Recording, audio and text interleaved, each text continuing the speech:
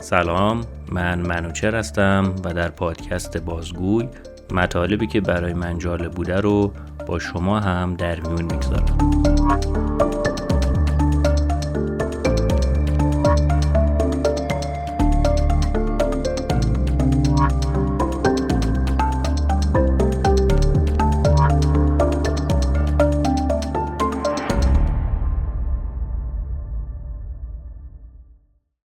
موضوعی که تو این قسمت میخوام در موردش صحبت کنم عنوانش هست Selection Bias که در فارسی سوگیری انتخاب ترجمه میشه. اول اجازه بدین یک کمی در مورد بایس یا سوگیری صحبت کنیم.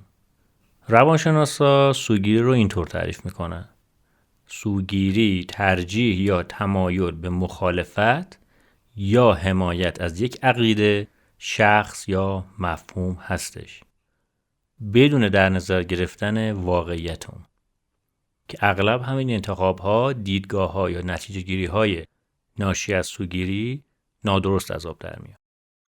سوگیری‌ها انواع مختلفی دارن که در دو گروه جای میگیرن: سوگیری‌های کانشس یا خودآگاه و سوگیری‌های آنکانشس یا ناخودآگاه. سوگیری‌های خودآگاه یا آشکار همونطور که از اسمش پیداست سوگیری‌هایی هستن که شخص نسبت بهش آگاه است و کاملا عمدی انجامش میده. در رفتار آدم‌هایی که این نوع سوگیری رو دارن، رفتارهای تبعیض‌آمیز یا متعصبانه خیلی واضح و آشکاره. مثلا در تحقیقی که در سال 2020 در دانشگاه نیویورک آمریکا انجام شده، متوجه شدن که تعداد ماشین سیاه‌پوستایی که توسط پلیس آمریکا متوقف میشن و مورد بررسی قرار میگیرن 20% بیشتر از سفیدپوستا هستش. یعنی پلیس کاملا آگاهانه به خاطر پیش داوریش نسبت به سیاه‌پوستا داره این کار رو انجام میده. این نوع سوگیری رو امروزه در حجم وسیع از مسائل سیاسی، اخلاقی و اجتماعی در جهان داریم میبینیم. سوگیری ناخودآگاه همونطور که از اسمش پیداست آشکار نیست و برای همین ممکنه مورد توجه قرار نگیرن، در حالی که در زندگی روزمره ما تأثیرگذارن. این نوع سوگیری چند تا زیر مجموعه داره که چند تاشون رو اینجا توضیح میدم. یکیش سوگیری اکتر ابزرور یا بازیگر مشاهده‌گر هستش که در این نوع سوگیری ما تمایل داریم رفتارها و کارهامون رو به عوامل خارج از کنترل خودمون نسبت بدیم. از طرفی هم اعمال و رفتار دیگران رو هم به رفتار و شخصیت خودمون نسبت میدیم. مثلا کارمندی که هر روز دیر میاد سر کار، این دیر اومدنش رو میندازه گردن ترافیک و منظم نبودن ساعت حرکت اتوبوس‌ها و مترو و غیره. از طرفی وقتی رئیسش سریع به درخواست مرخصیش پاسخ نمیده، اونو متهم به این میکنه که این آدم تنبلی هستش رو به درد ریاست نمیخوره و یا با من لجه و بدون که در نظر بگیره ممکن رئیسش واقعا سر شلوغ باشه و فرصت نکرده درخواست رو بخونه، شروع میکنه به قضاوت کردن‌های اینطوری. دومیش سوگیری انکرینگ یا لنگر هستش. در این سوگیری ذهن به اطلاعات اولیه‌ای که دریافت میکنه بسنده میکنه و به خودش زحمت نمیده جستجوی بیشتری بکنه. یه مثال ساده شو در قیمت گذاری خیلی از اجناس میتونیم ببینیم. فروشگاه میان و یه قیمتی رو جنس میذارن، بعد اونو خط میزنن و اعلام میکنن که قیمت با 50% تخفیف انقدر و عدد دوم بزرگ و با رنگ قرمز زیر قیمت اصلی مینویسن. اینجا ما تحت تاثیر اطلاعات اولیه که هم قیمت کامل هست قضاوت میکنیم که داریم جنس رو با قیمت خوبی میخریم بدون که بریم و جستجو کنیم که آیا ارزش واقعی این جنس همینه یا نه و سریع با اون اطلاعات اولیه که داریم اون رو بررسی میکنیم و فوری اون رو میخریم. سومیش سوگیری کانفرمیشن یا تایید هستش. در این سوگیری ما فقط اون قسمتی از نتایج رو میبینیم که باورها و اعتقادات ما رو تایید کنن و اون مواردی که با باورها و اعتقادات ما تضاد دارن رو نادیده میگیریم. یه مثال سادهش اینه که ما از بین شبکه‌های خبری تلویزیون اونایی رو دنبال میکنیم که اخبار رو طوری تحلیل میکنن که ما قبول داریم. یعنی وقتی اون شبکه داره اعتقادات و باورهای ما رو دائما تایید میکنه، به ما احساس بهتری میده و باعث میشه طرفدار اون کانال بشیم. یکی دیگه از انواع سوگیری ناخودآگاه سوگیری اتنشنال یا توجه هستش. در سوگیری توجه شخص بر چندین جنبه که براش مهم هست تمرکز میکنه و این باعث میشه برخی از عوامل کلیدی رو که در همون فرایند هست نادیده بگیره. مثلا ما یه آگهی تور مسافرتی میبینیم به یه مقصدی که همیشه دوست داشتیم بریم. وقتی توضیحاتش رو میخونیم اون مواردی که در سفر برامون جذاب هست انقدر به چشمون میاد و ذوق زده میشیم که نمیبینیم ته آگهی نوشته بسیاری از مسیرهای این سفر با پای پیاده و در جاده‌های ناهموار صورت میگیرد. از این رو برای افرادی که آمادگی جسمانی مناسبی ندارند مناسب نیست. این قسمت رو نمیبینیم، بعدش با اون مسافرت میریم و تازه میفهمیم که اون چیزی نیست که انتظار داشتیم و کلی ضد حال میخوریم.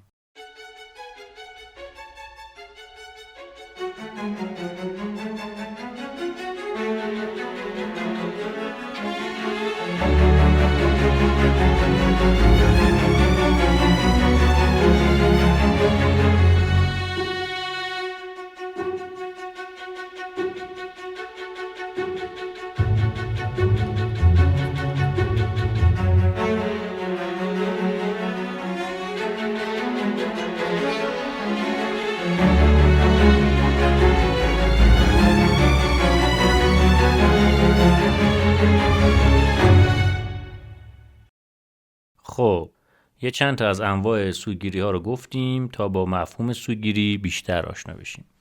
حالا میخوایم در مورد سوگیری انتخاب صحبت کنیم. سوگیری انتخاب زمانی رخ میده که به اطلاعاتی نگاه میکنیم که به طور کامل معرف داده های مورد مطالعه نیست. یعنی فقط داده هایی که ما نسبت بهشون سوگیری داریم رو مورد مطالعه قرار میدیم و همین باعث میشه نتیجه گیری و انتخاب نادرستی داشته باشیم. داستانی که شاید بهتر از هر داستان دیگه میتونه این سوگیری رو توضیح بده داستان آبراهام والد هست. والد یک ریاضیدان یهودی برجسته بود که پس از اذیت و آزار نازی‌ها در اتریش در سال 1938 به آمریکا فرار کرد و جذب گروه پژوهشی آمار ارتش آمریکا شد. یه روز نیروی هوایی آمریکا برای حل مشکلی اومدن پیش والد و همکاراش.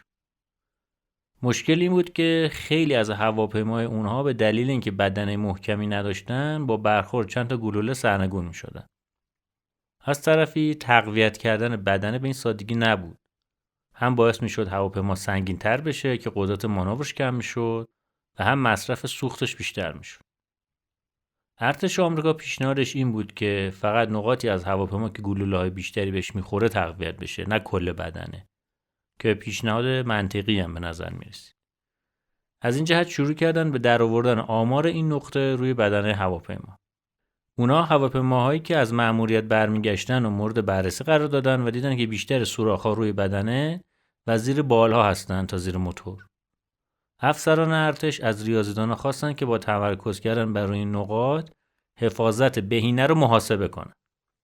بعد از مطالعه گزارش والد یه پیشنهاد غیرمنتظره رو مطرح کرد. اون دقیقاً برعکس حرف افسران رو زد و گفت باید جایی تقویت بشن که سوراخ گلوله نیست. افسرها گیج شده بودن که چرا والد داره اینطوری میگه. اتفاقی که افتاده بود این بود که افسران دقیقاً دچار سوگیری انتخاب شده بودن. یعنی اونا داشتن فقط هواپیماهایی که از مأموریت برگشته بودن و مورد بررسی قرار میدادن. اما والد نگاه کاملتری به قضیه داشت. اون گفت سوراخ‌ها در هواپیماهایی که از مأموریت برنگشتن باید بررسی بشن.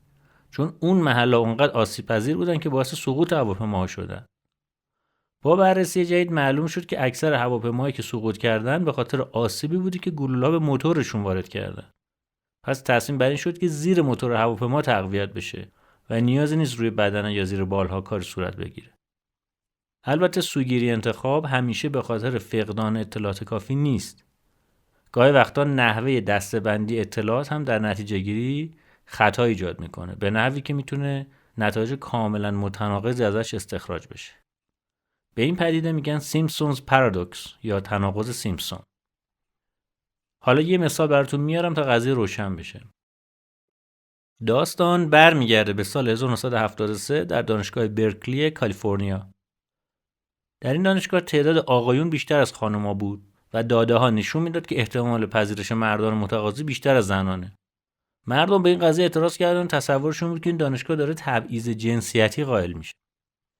محققا اومدن و داده ها رو عمیق‌تر بررسی کردن و فهمیدن که مردان برای رشته هایی که رقابت کمتری بر سرشون هست درخواست میدن و به تبع احتمال پذیرششون بیشتر میشه، در صورتی که خانم ها دقیقاً برعکس این عمل میکنن و میرن سراغ رشته هایی که رقابت سرشون زیاده.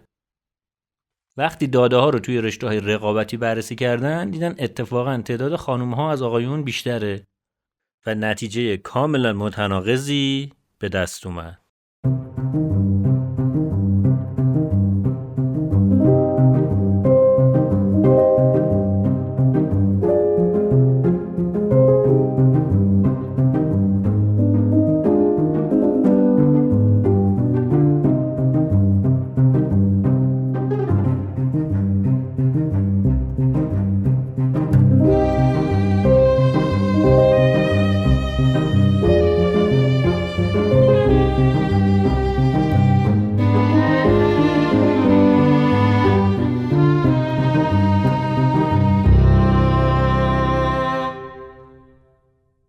حالا دیگه میدونیم چطور تحلیل نادرست داده ها میتونه نتیجه گیری های نادرستی رو به وجود بیاره و متاسفانه این سوگیری ها هر روز در تصمیم گیری های ما دخالت دارن. این قسمت هم اینجا به پایان میرسه و امیدوارم مطالبی که یاد گرفتیم باعث بشه انتخاب های صحیح تری داشته باشیم. تا اپیزود بعدی، خدا نگهدار.